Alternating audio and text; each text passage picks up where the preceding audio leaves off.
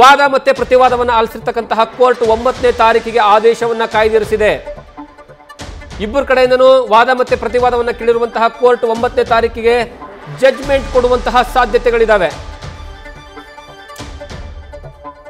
ಯಾಕಂದ್ರೆ ಬಹಳಷ್ಟು ಇಂಪಾರ್ಟೆಂಟ್ ಇಲ್ಲಿ 1974ರ ನಿಯಮಗಳೇನಿದ್ದಾವೆ, 1964ರ ನಿಯಮಗಳೇನಿದ್ದಾವೆ, ಆ ಎಲ್ಲದರ ಬಗ್ಗೆನೂ ಸಹಿತ ವಿವರಗಳ ಚರ್ಚೆ ಆಗುತ್ತೆ. ಒಂದು ಬ್ಯಾರಕ್ ಅಂದ್ರೇನು, ಬ್ಯಾರಕಲ್ಲಿ ಎಷ್ಟು ದಿವಸ ಇಡಬೇಕು, ಬ್ಯಾರಕ್ ಅನ್ನುವಂತಹ ಪದನೇ ಇಲ್ಲ ಅನ್ನುವಂತಹ ವಿಚಾರವನ್ನ ಸುನೀಲ್ ಹೇಳ್ತಾ ಇದ್ರೆ, ಬ್ಯಾರಕ್ ಅನ್ನುವಂತಹ ಪದ ಇದೆ, 11 ಕಡೆಗಿದೆ.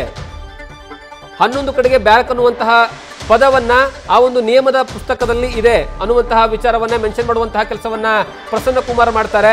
ಅದಾದ್ಮೇಲೆ ಕೊನೆಗೆ ಅಂತಿಮವಾಗಿ ವಾದ ಮತ್ತೆ ಪ್ರತಿವಾದವನ್ನು ಆಲಿಸಿರುವಂತಹ ಕೋರ್ಟ್ 9ನೇ ತಾರೀಕಿಗೆ ಆದೇಶವನ್ನ ಕಾಯ್ದಿರಿಸಿದೆ.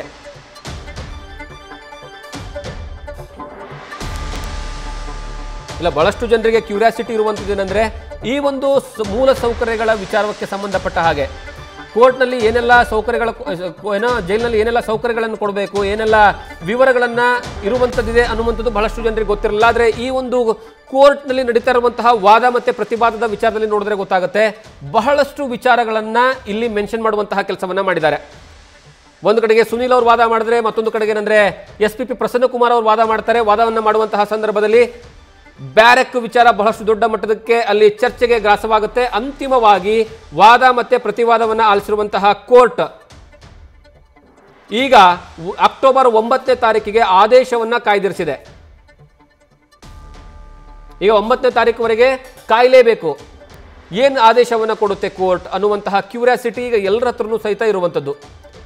ಎರಡು ಕಡೆಯಿಂದ ವಾದ ಮತ್ತೆ ಪ್ರತಿವಾದ ಬಹಳಷ್ಟು ಹೀಟೆಡ್ ಆರ್ಗ್ಯುಮೆಂಟ್ ಆಗಿರುವಂತಹ ಕಾರಣಕ್ಕಾಗಿ ಮತ್ತೆ ರೂಲ್ಸ್ ಅಂಡ್ ರೆಗ್ಯುಲೇಷನ್ಸ್ ಕೋರ್ಟ್ನಲ್ಲಿ ಸಂಪೂರ್ಣವಾದಂತಹ ವಿವರವನ್ನು ಕೊಡುವಂತಹ ಕೆಲಸವನ್ನ ಮಾಡಿದ್ರೆ, ಮತ್ತೊಂದು ಕಡೆಗೆ ದರ್ಶನ್ಗೆ ಯಾವ ರೀತಿಯಾದಂತಹ ಸೌಲಭ್ಯಗಳನ್ನು ಕೊಡಲಾಗಿದೆ, ಬೇರೆ ಕೈದಿಗಳಿಗೆ ಕೊಡುವಂತಹ ಸೌಲಭ್ಯಗಳನ್ನು ದರ್ಶನ್ಗೆ ಕೊಡಲಾಗ್ತಿದೆನಾ ಅಥವಾ ಇಲ್ವಾ, ಎಲ್ಲ ವಿವರಗಳನ್ನು ಕೊಡುವಂತಹ ಕೆಲಸವನ್ನ ಸರ್ಕಾರದ ಪರವಾಗಿ ವಾದವನ್ನ ಮೆನ್ಷನ್ ಮಾಡ್ತಾ ಇರುವಂತಹ SPP ಪ್ರಸನ್ನ ಕುಮಾರ್ ಅವರು ಕೋರ್ಟ್ ಮುಂಗಡೆ ವಿವರವನ್ನು ಕೊಡುವಂತಹ ಕೆಲಸವನ್ನ ಮಾಡಿದ್ದಾರೆ.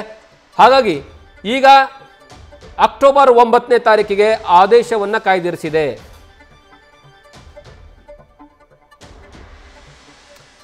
ಹೊರಗಡೆ ಫುಲ್ ಬಿಂದಾಸ್ ಆಗಿ ಏನು ಬೇಕದು ಮಾಡ್ಬೋದು, ಹೇಗೆ ಬೇಕದು ಇರ್ಬೋದು ಅನ್ನುವಂತಹ ಒಬ್ಬ ವ್ಯಕ್ತಿ ಬಹಳಷ್ಟು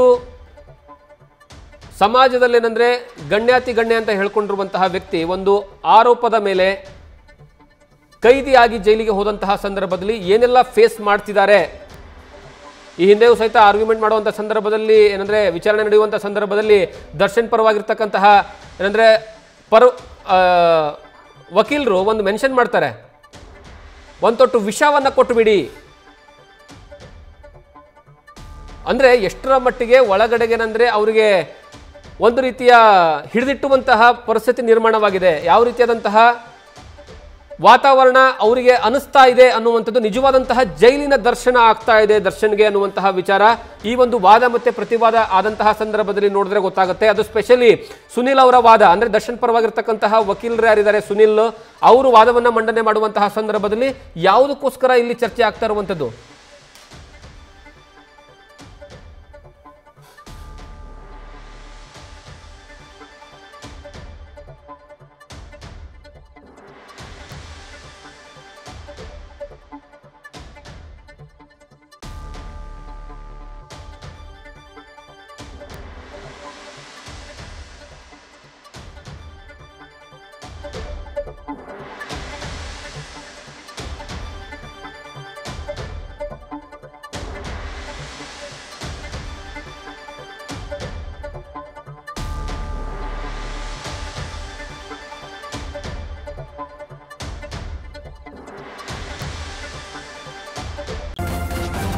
ನ್ಯೂಸ್ ಫಸ್ಟ್ ನಿರ್ಭೀತಿಯಿಂದ ನಿಮ್ಮ ಪರವಾಗಿ.